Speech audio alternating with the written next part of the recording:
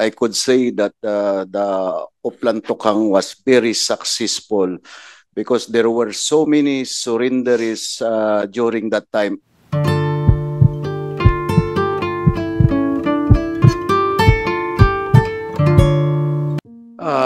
Anyone in the Philippine National Police? Are you familiar of Oplan Hangyu?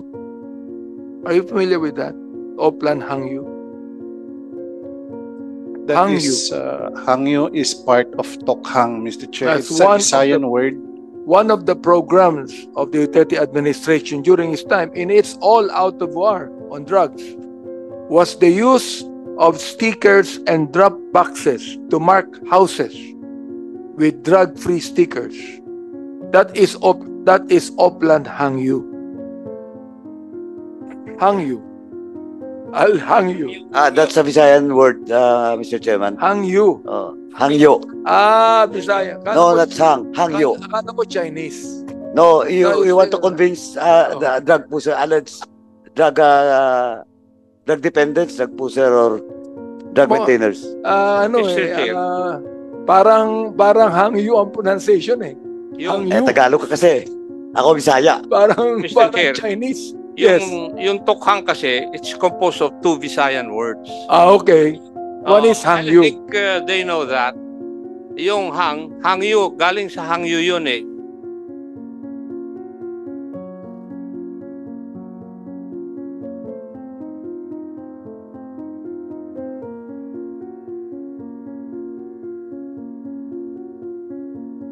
For HVT targets.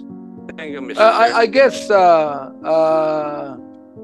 perhaps Director General Albayalde can say this, or General Karamat, because you were actually an officer of the Duterte administration during that time. Am I right, General Karamat? What were your position during that time? Thank you, Mr. Chairman, sir. During that time, I was then lowly provincial director, sir. What you were a colonel then? Yes, Your Honor. There's no colonel who is actually lowly. Ikaw naman, masyado kang humble eh. So I just would like to find out from General Albayalde or General Karamat, how effective was this program of Oplan Hangyu? And how was this implemented during your time? Hangyu. Hindi. How do you pronounce it? Hindi. Hangyu. Okay.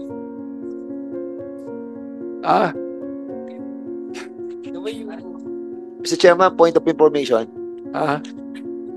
Chairman, what is Hangyo? Hangyo nga, to convince. To convince to what? To convince, stop using, to surrender, to be rehabilitated. So that's a Visayan word. There's a difference between Oplan Tokhang and Oplan Hangyu. Because the difference is the use of stickers and drop boxes to mark houses with dog-free stickers. So I would like to find out how it was implemented and how effective was the program during your time, Director General Albayalde.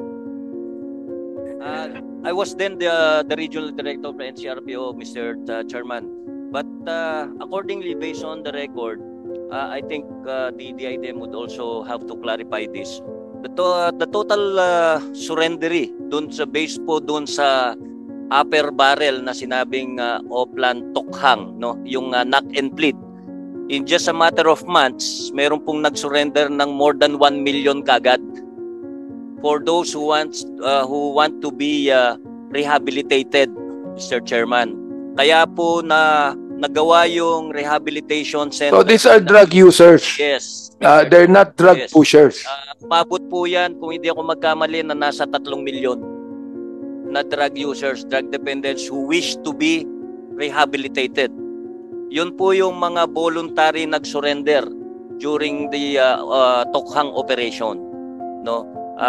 Kaya na-overwhelm po yung gobyerno noon dahil wala pong lumabas at nabigay na mga rehabilitation centers noon. Wala pong napuntahan yung mga mahigit yung mga milyon-milyon na nag-surrender dahil mga drug dependents. Na-construct po yung isang malaking rehabilitation center sa Nueva Ecija. Fort Magsaysay. Yes, sir. Yes, Mr. Chairman. But it was not used. It was used, I think, kahit papano. Pero it was really not full dahil napakalayo po.